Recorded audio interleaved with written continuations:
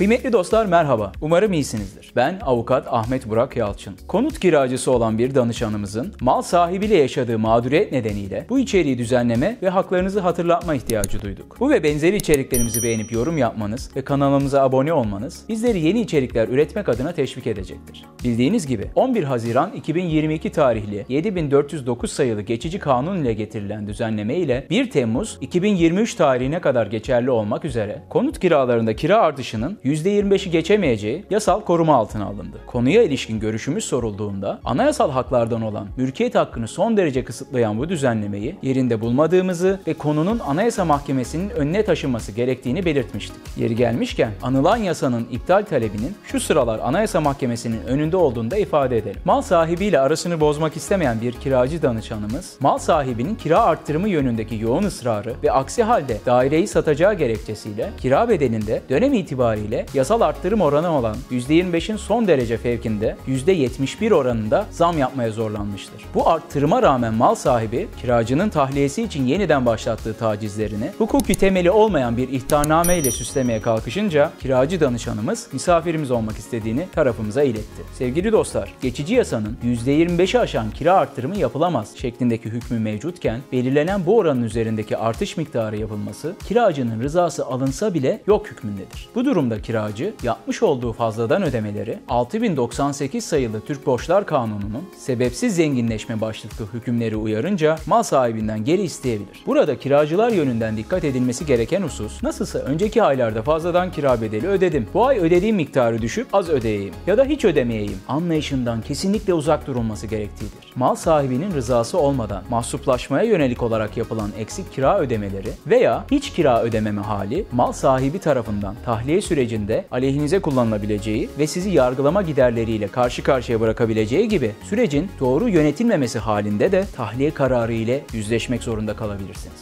Hatırı sayılır emeklerle hazırladığımız içeriklerimizi beğenmeyi ve kanalımıza abone olmayı lütfen unutmayın. Siz de hukuki konularda incelememizi istediğiniz konuları yorumlara yazabilir, daha sonraki içerik konularımızı seçmemizde bizlere yardımcı olabilirsiniz.